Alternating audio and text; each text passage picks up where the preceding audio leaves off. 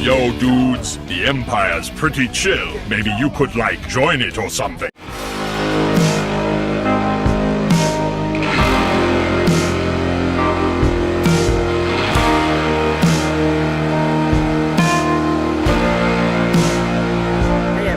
Lucamus Prime here, so it is time for a brand new franchise ranking video, and in today's video, guys, I'm going to be ranking this time a franchise which is actually for a video game. This is the first video game franchise I've done in a long while, and this is for a PlayStation franchise which I got done playing, of course, earlier this year, and it was definitely an amazing journey. And this franchise, guys, I'm going to be ranking is none other than Uncharted. So, I even, of course, own the games I've played as well right here. So, and it's going to be a franchise ranking from best to weakest, in my opinion, because I don't think any of the games are terrible, in my opinion. They just get weaker and weaker, in my opinion, not worse and worse, if you get what I mean. So, let's begin the franchise ranking, shall we? So, starting with, of course, what is my all-time favourite Uncharted game, which I've played out of the 6 games I've played. And this is, of course, one of my favourite games of all time in general. One of my favourite PlayStation exclusive games of all time as well. And easily, in my opinion, the best sequel game made by Naughty Dog, in my opinion. Which, of course, is none other than 2016's Uncharted 4, A Thief's End. So, this game, from start to finish, is an absolute masterpiece. One of the best games I've ever played. Like, just an absolutely incredible game. So, what's great about it? So, this, of course, is the 4th and final Uncharted game out of the story to feature the game's protagonist, which, of course, is none other than Nathan Drake himself. And Nathan Drake is hands down one of my favourite protagonists in video gaming history, and easily my favourite role of all time from Nolan North. And this game definitely shows him giving a great performance in this, and the story is definitely really amazing as well, and is just absolutely brilliant. And one thing that's also great about this game is it has extraordinary graphics for its time. Like, goodness me, this game is from 2016, and the graphics are absolutely mind-blowingly realistic. Like, it's very impressive, and it also feels like a movie as well at times because of how great it is. It feels very cinematic, and with great supporting characters in this. For example, of course, Nathan's mentor, Victor Sullivan, also nicknamed, of course, Sully, who is, of course, played by Richard McGonagall. He's my favourite role of Richard. And, of course, Nathan's wife, Elena, as well. He's my favourite role of all time from Emily Rose, as well. And yeah, this game is just everything that I'd want in an Uncharted game. Like, and with lots of non-stop action as well. And I love how this is also the first game in the series to introduce driving as well, because you can drive cars in the game, which is pretty awesome. And I think they handled it really well, in my opinion. And the action is definitely really good, and there's lots of insane stunts. And in my opinion, guys, this franchise of video games, especially this game, is probably the closest we can get to, like, a PlayStation Indiana Jones game, really, because these games feel similar to Indiana Jones, in my opinion, and that's great. Really great. So, as far as I'm concerned, guys, Uncharted 4 will always be the best Uncharted game, in my opinion. Easily, as well, in my opinion, the best sequel made by Naughty Dog, because obviously my favourite game by them is the first Last of Us game. And in my opinion, the only game of that franchise. So, and as well, guys, in my opinion, this was also a perfect ending to Nathan Drake's story as well, in my opinion. Like, the way they did that was just absolutely brilliant, in my opinion. A great closure for him, and they've thankfully not made any games since this one, and I'm happy about that, because I think this game perfectly ended Nathan Drake's story. Absolutely. So, yeah. And if I was to give Uncharted 4 A Thief's End a score out of 10, guys, I would give it a full-blown 10 out of 10. Because in my opinion, it's an absolute masterpiece. So yeah, that also will be, in my opinion, the best Uncharted game of all time. But on to what is my second favourite, guys. I'm going to go with, of course, what is the second instalment of the games, which, of course, is none other than, of course, Uncharted 2 Among Thieves, released, of course, in 2009. And so I definitely think that Uncharted 2 is probably the best of the original trilogy of Uncharted, in my opinion. And of course, you know, I own the first 3 games part of the Nathan Drake collection for PS4 as well, remastered. And Uncharted 2, in my opinion, is just how you do a video game sequel. I think it definitely, you know, improves a lot from the first game, in my opinion, on many areas. So, for example, one thing that I think is a highlight is that I love how it, of course, has lots of more action than the first game did, because I think the first game was more focused on the adventure than the action, in my opinion, and the archaeology side of the game, really. But I feel that this game, however, definitely took the action to the next level, and there's lots of really awesome moments in the game, so many of it. Like, the action is really brilliant, and the graphics for its time is also very impressive as well, very impressive. It is, of course, used to be a PS3 game before it, of course, got remastered in this collection, so yeah. And Nolan North also continues to give an amazing performance, as always, as Nathan Drake, and just really awesome, in my opinion, and in the role, and there's definitely no exception. And, of course, and it was definitely, you know, a really awesome game, in my opinion. I had a lot of fun playing it, and my favourite part of this game was definitely, in my opinion, the train mission. The train mission was just, like, absolutely awesome. I love the train mission.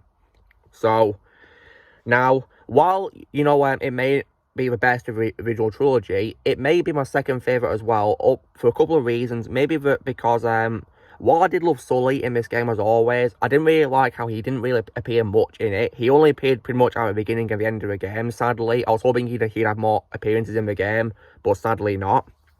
But he was still great with of course, the scenes he had, of course, and while I did also like the villain of this game, who is, of course, Zora and Lazarevic, as he's called, voiced by Graham McTavish, who, by the way, gave a pretty terrifying performance, in my opinion. Goodness me. I feel that, in my opinion, he kind of felt way too similar to an Indiana Jones type of villain. They kind of like rehashed a typical Indiana Jones villain, really, because, you know, he's of course, a rival to Nathan Drake, of course, and leading, of course, a militia. And also, guys, just like a typical Indiana Jones villain, he gets defeated by what it is that he wants. So, yeah. But nonetheless, whilst Game McTavish did an amazing job voicing him, and in the next games, he'd also go on to play Charlie Cutter as well, who was definitely a hilarious part of the game. Uncharted 2, guys, in my opinion, is just how you do a video game sequel. It improves a lot from the first game, and if I was to give it a score out of 10, because of those small bad qualities I mentioned, I'd probably give it a very solid score of 9.5 out of 10. Then on to what is, of course, my third favourite in the franchise. I'm going to go with which is, of course, the last of the original trilogy, of course, before they, of course, did the fourth game for PS4, which, of course, is none other than Uncharted 3, Drake's Deception, released in 2011. So, I definitely think this was a great game, in my opinion. Yeah, really great. I had a lot of fun playing it, and it was definitely, you know, a lot of fun to play once again. So what was great about it is that, once again, Nolan North does an amazing job playing Nathan Drake, and of course, Richard McGonagall, as well as Victor Sullivan, as well, and the story was also very good, and I like how they drew inspiration from the life of the archaeologist T.E. Lawrence, which was pretty cool. I did like that. And furthermore, as well, I also, as well, think the graphics were also an improvement, of course, as the years were going by. They definitely improved in this, and also, as well, the film, and also the game also has lots of pretty cool moments as well, once again. So my favourite parts of the game were definitely the plane scene. The plane scene was pretty awesome, like, very epic, and I also definitely love the convoy chase. The convoy chase was also really awesome, and it reminded me so much of Raiders of the Lost Ark, my favourite Indiana Jones movie, and my favourite Steven Spielberg movie of all time. And as a fun fact, guys, when I played that part of the game, I played the convoy music from the movie when playing that part of the game, and the music actually fitted so well. Like, wow.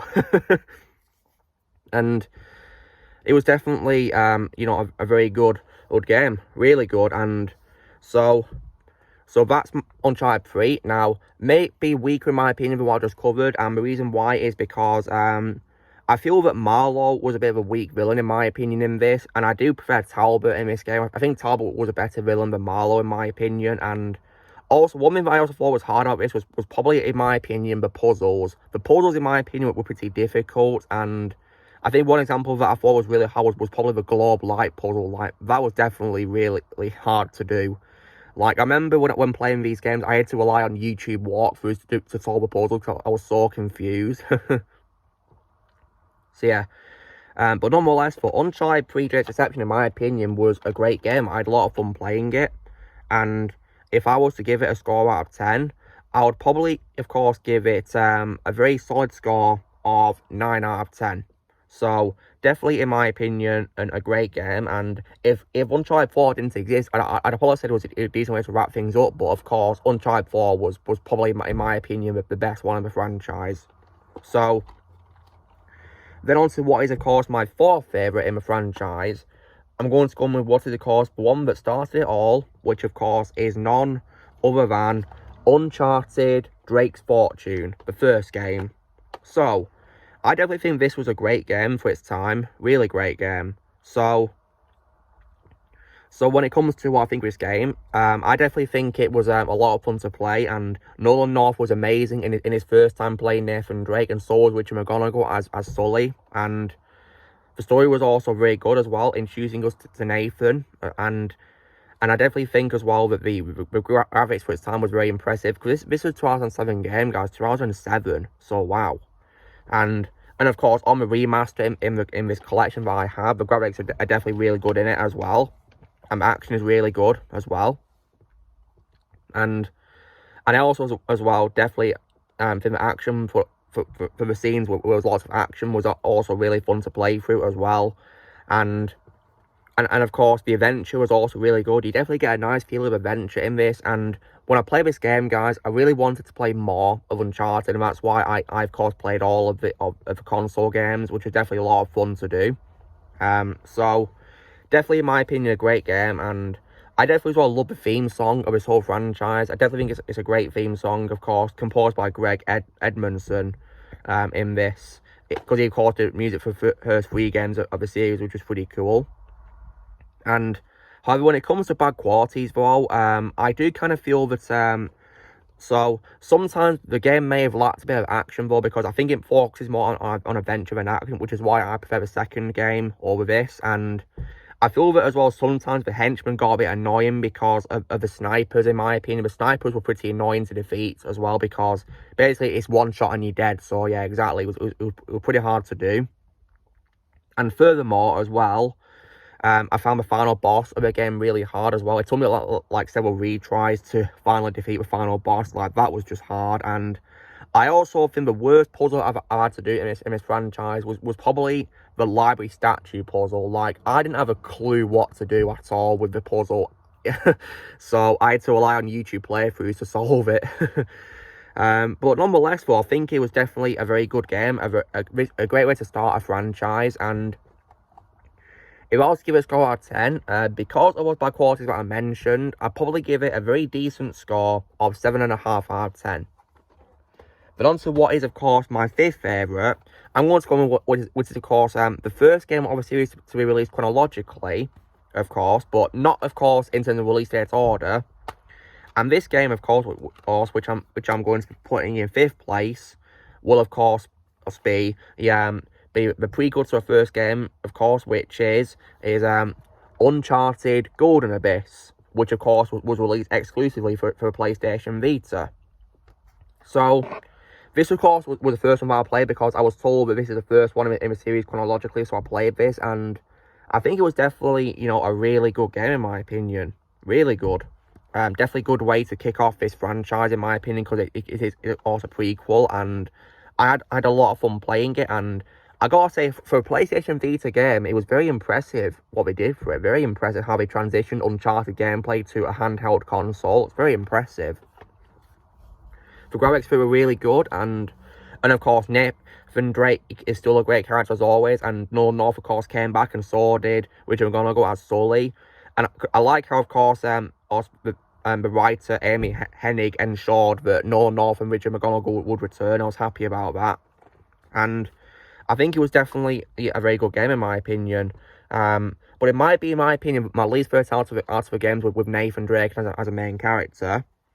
And However, though, it was still a good game, but bad qualities I could say is that sometimes the gameplay was a bit difficult, of course, when it comes to getting used to Vita gameplay for Uncharted, and of course, as well, the whole motion control thing as well was also a bit hard to do, and there's some levels which I thought were also difficult and made me rage quite a few times because they were hard, and final boss was also a pain as well. Oh goodness me, that was so hard, but nonetheless, I think it's a very good game, and definitely one of the best PlayStation Vita exclusive games I've played, actually. Very good game in my opinion. So, if I was to give Uncharted Golden a basic score out of 10, guys, I'd probably give it a very decent score of 7 out of 10. That's what I'd give it. In my opinion, it's a pretty decent game. So, yeah. Then, however, after that, we go on to what is, of course, my least favourite Uncharted game of all time, which, of course, is actually the latest installment of a franchise released after Uncharted 4, and this is, of course, a spin-off, which, of course, is none other than Uncharted Lost Legacy. So, now, this, in my opinion, is probably my least favourite Uncharted game. Do I think it's terrible? Well, not entirely, but I think it's probably the weakest one of the franchise that I've played. So, what's good about it is the graphics are really good, like they are in the fourth game, because this is an expansion to a fourth game, of course, and it was nice to see Chloe Fraser come back as well, because I definitely love her in the franchise. She's a great character, and I like how she got to have, like, her own game, and I like how this game also gave character development to Nadine as well in this, who, of course, appeared in 4 voiced by Laura Bailey, or one of my favourite voice was Laura Bailey, and I like how he made her more likeable in this, and I also like the appearance as well of Nathan's brother Sam, who was, of course, voiced by Troy Baker. He appeared in this, which was pretty nice to see him come back. That's one of my favourite roles of all time from Troy Baker.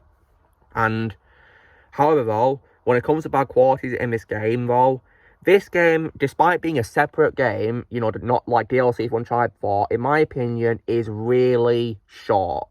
Like, and I'm not kidding when I say this, guys, it took me 1 day to play this whole game and complete it. Like, I'm not kidding, just 1 day and I was done with it. Like, wow. So, yeah. Like, this game was so short. Like, goodness me. And it also, as well, felt too much like an Uncharted 4 DLC, really, with nothing really new added, to be honest, despite being a separate game. The only new thing that added, as far as I can recall, was Chloe taking pictures as like a side activity, really, and stuff like that.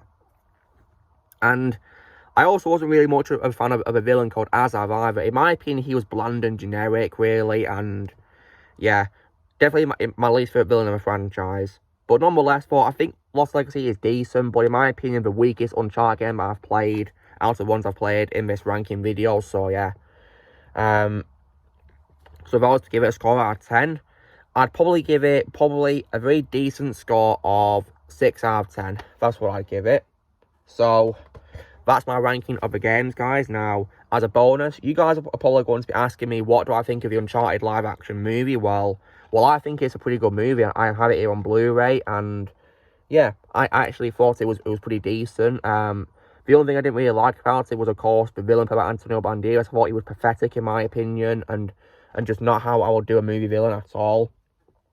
And Tom Holland was also decent as Nathan Drake, in my opinion. So was Mark Wahlberg as Sully as well. But obviously, all the games, in my opinion, more superior to a movie, in my opinion. One day, I will post a video where I review the entire movie. And I will also, as well, include it in movie that deserves a sequel as well. Because in my opinion, it deserves a sequel. Because I want to see more of this franchise in live action, absolutely. Just hope it'll be done right. So, when it comes to how I would rank the video games, of course, So in first place for me is obviously going to be Uncharted 4: A Thief's End. My second favourite would be Uncharted 2, of course. And then my third favourite would be Uncharted 3.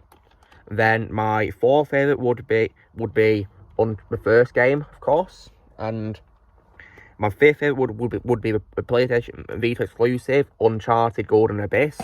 And last place for me, of course, would be either a spin-off to a fourth game, of course, which is Uncharted Lost Legacy.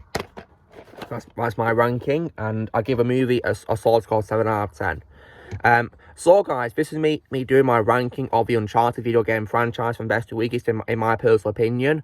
So you know drill guys, be sure to give this video a like. Also, be sure to let us know in the comments what you guys think of Uncharted. If you play the games, tell me how you'd rank them in the comments below. I'd love to see how you guys would rank them. Also, be sure to join Team Prime by pressing subscribe if it's coming in the future. If you would like to be a member, you can join using a piece of labs or you can leave a description, and I'll see you all later.